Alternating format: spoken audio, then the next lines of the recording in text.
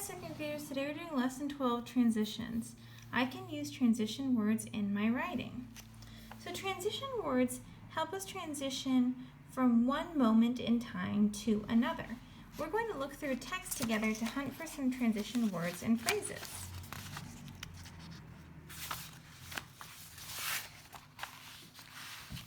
One day, so that's a transition phrase, Nyasha noticed a small guard snake resting beneath a yam vine. "Good day, little Nyoka," she called to him. "You are welcome here. You will keep away any creatures who might spoil my vegetables." She bent forward, gave the little snake a loving pat on the head, and then she returned to her work. From that day on, that's another transition phrase, Nyoka was always at Nyasha's side when she tended her garden. It was said that she sang all the more sweetly when he was there. Now we're looking at this section from Red Riding Hood. One afternoon, Red Riding Hood's mother called to her. "Granny isn't feeling up to snuff today," she said, "so I've baked her favorite custard as a little surprise.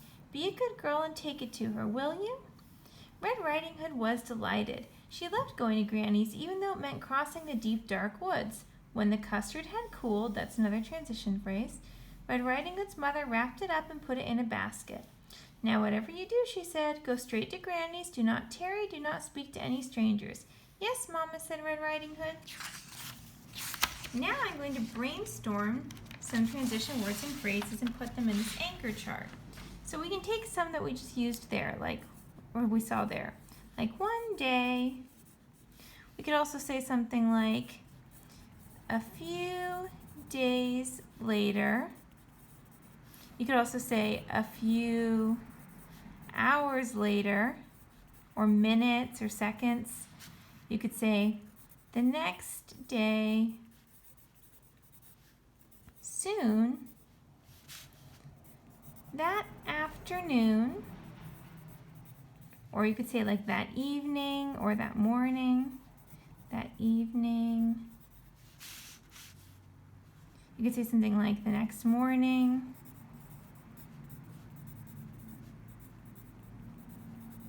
Next, then, finally, and there are a lot more. So I'd like you to write down these transition words and phrases and then see if you can come up with maybe one or two of your own or more if you can. Okay, next I'm going to look through my writing and see places where I could add transition words and phrases. Okay. Just a moment.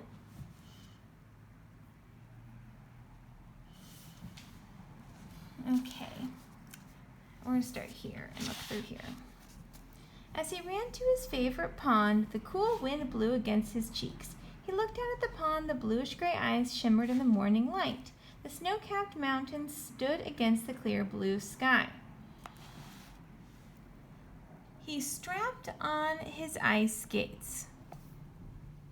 He turned and twirled, the sharp blades leaving grooves in the ice. He thought about his mom and their days skating across the pond. A tear fell down his cheek. And then I need to transition because a few hours are going to pass of him practicing. So I'm going to put in the transition phrase after a couple hours.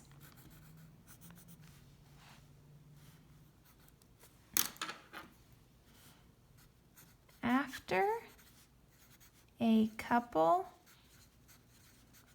hours, Snowball paused. "I'm pretty hungry," he thought. "I'd better head home." As soon as he walked into the den, that's actually another transition phrase, he was greeted with a screech. So now we're going to look for other places we can add transition words and phrases.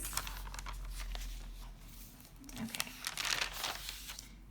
So this is the part when they looked at they found the envelope with the invitation. "Hey, Snowball, you should do it. You're an amazing ice skater." "I'd love to," Snowball blurted out. James glared at him and grumbled, "Like you have any chance of winning." Snowball curled up on his bed, so I need a transition to him curling up on his bed. So I'm going to say a few hours later, because some time passed. A few hours later, Snowball curled up on his bed. Okay, second graders, next you're going to keep on working on your story, and I'm not going to write in front of you, I'm just going to read you the next part that I wrote. So when you're writing the next part of your story, you should always look at your story arc and see where you are. Okay. So last time we worked on Snowball competes in skating competition, he meets Snowflake.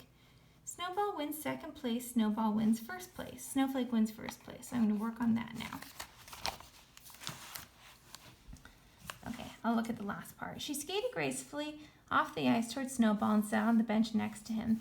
That was amazing, Snowball gushed. Thank you, Snowflake beamed. What's your name? Snowball, he replied. Where'd you learn to skate like that? I go to Harrison's skating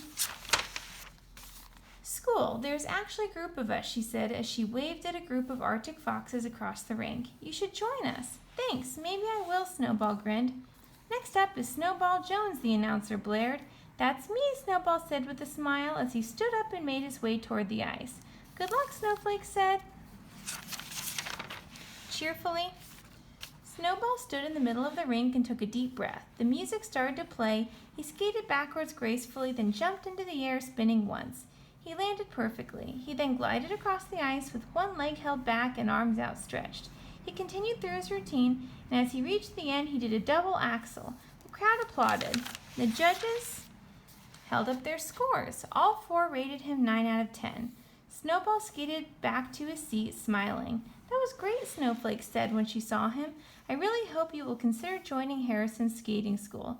Thanks, Snowball grinned. I would love to. Snowflake and Snowball watched the rest of the competition together.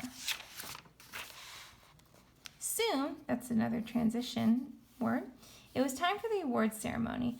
Third place goes to Jackson Silver, the announcer blared. An Arctic fox in a red skating suit skated toward the podium, waving to the crowd.